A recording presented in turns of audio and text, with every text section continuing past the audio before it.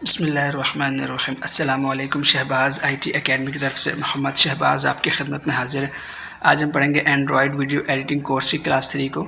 इस क्लास के अंदर हम इसको मज़ीद आगे स्टडी करेंगे। तो चलें, लास्ट टाइम हम इस वीडियो के ऊपर काम किया था कि हमने बैकग्राउंड ऐड किया था, तो इसी को ओपन कर लेते हैं। मैं इसके ऊपर क्लिक करता हूँ और क्लिक करने के बाद देखें कुछ ऑप्शन इनको देख लें। अगर आप इसको यहीं से प्ले करके देखना चाहते हैं तो इसके ऊपर क्लिक कर सकते हैं। शेयर करना हो तो यहाँ से कर सकते हैं।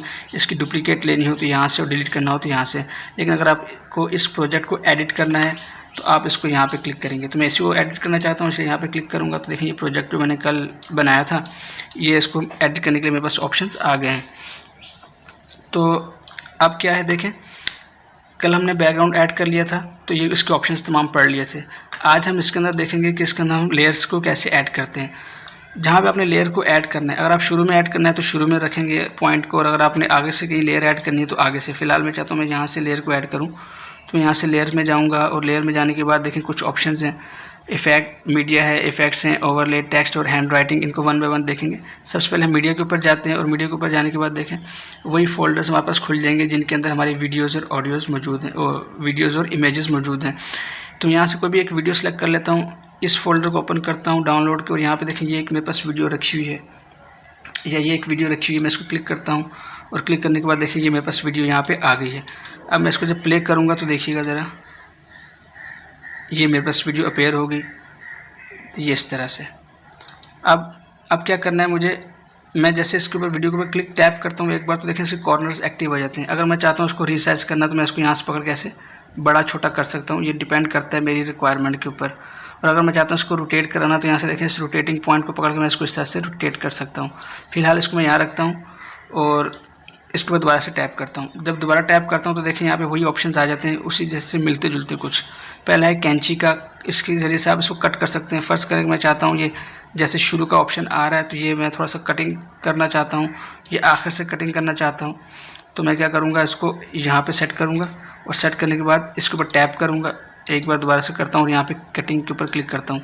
अब मैं चाहूँ तो इसको लेफ़्ट साइड से पूरा ख़त्म कर सकता हूँ, चाहूँ तो राइट साइड से ख़त्म कर सकता हूँ, चाहूँ तो इसको दो हिस्सों में तकसीम कर सकता हूँ। तो मैं कहता हूँ राइट से ख़त्म कर दें तो देखिए राइट पार्ट पूरा का पूरा इसने रिमूव कर दिया। तो ये सेम है उसी तरह जो कि पिछली वीडियो में आपको बताया था। और अगर आप स्प्लिट करेंगे तो इसको दो हिस्सों में स्प्लिट कर देगा, तो आप इसको अलग अलग यूज़ कर सकते हैं, या इसके दरमियान कोई इमेज, कोई वीडियो, कोई ओवरले, कोई ट्रांजिशन इफेक्ट लगा सकते हैं, वो हम आगे देखेंगे। फ़िलहाल इसको मैं यहाँ से भी अंडू करता हूँ और इसको मैं थोड़ा सा यहाँ पे जाता हूँ।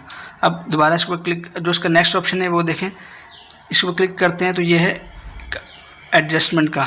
मतलब क्या है कि आपने इसको स्क्रीन के ऊपर किस तरह रखना है। एक तो आप यहाँ से मैनुअली इसको छोटा बड़ा करके एडजस्ट कर सकते हैं, और अगर आपने इसको फुल स्क्रीन के ऊपर रखना है तो फिर मैं आपको रेकमेंड करूँगा कि आप ये वाला ऑप्शन यूज़ करें। इसको क्लिक करेंगे तो देखिए ऑटोमेटिकली खुद इसको पूरी स्क्रीन के ऊपर इसको फैला देगा, तो आपको प्रॉब्लम नहीं होगी। तो अब जब इसको प्ले करेंगे तो देखें ये खुद ब खुद पूरी स्क्रीन के ऊपर ये इफेक्ट आ जाएगा।